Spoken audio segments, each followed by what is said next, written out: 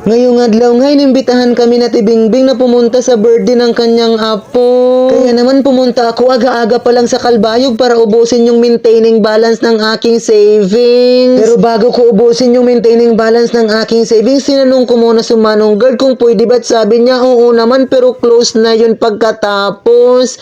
Nya.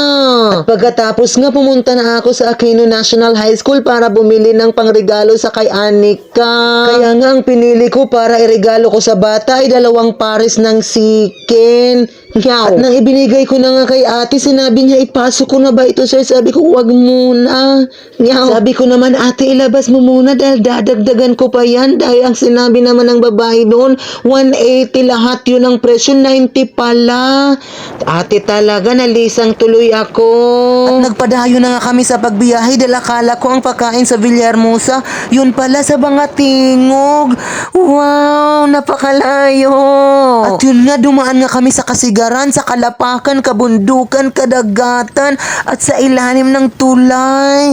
Ang dami talagang dadaanan papunta doon. At pagkatapos nga ng 2 oras, may guti sa wakas na abot na namin yung ganggang ng Makatingog. Wow, napakalayo talaga.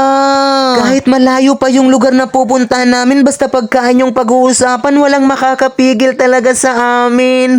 Mga lamot talaga. At sa wakas napasok na nga namin yung bahay at napakaraming lobo. Gusto ko ang putukin lahat. At tinanong ko nga dyan si Aravela kung bakit dito pa kayo nagpapakain. Magpapakain ba talaga kayo? Bakit ang layo? Malamang paagdaag na muna kami para sabihin na nahihiya talaga kami, pero nang nakita namin yung pagkain nalamot talaga kami agad at hinukad namin yung marami. Tingnan mo naman si Duki at si Tita Julina, ang dako-dako talaga ng kanilang paghungit dahil sobrang nalamot talaga sila. Parang hindi pinapakain sa kanilang pamamahay. Nainis talaga ako. Dinamay pa ako sa pagkain-kain, ang layo-layo. At ang isa pa sa aking nalangtan na yung nakitaan ko yung lechon, ang dako-dako ng iban, hindi man lang kaming hinintay. Nakainis talaga. At pagkatapos nga ng pagkain-kain, automatic na yan, taragay na yung susunod. Kapag taragay nga ng pinag-uusapan, si Duki at saka si Tita Julina, wala talaga yung inuurungan. Serbisyong totoo lamang. Hindi talaga nagpapigil sa pag-inom si Tita Julina kahit sinabihan na siya daan ng kanyang mama na wag namang mag-inom-inom doon. Pero dahil sa kalamot, nagpatuloy siya sa kanyang karuyag signgon.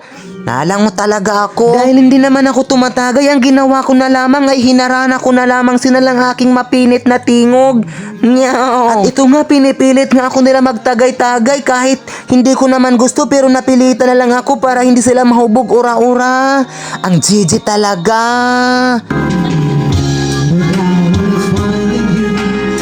At sumunod na nga si Duki sa kanyang pagkanta at eto na nga.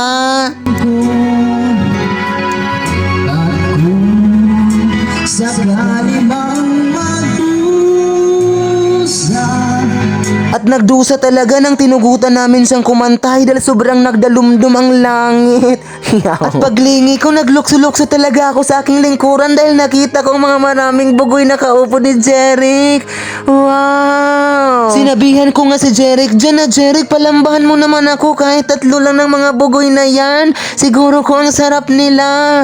At siguro kung naabat na mga bugoy na magpapalamba ko sa kanila, nagsiuwi silang lahat. Nalangot talaga ako. Mabuti na lamang kinantahan kami ni ate na asawa na Kuya Jeffrey. Nauhawan ako tuloy.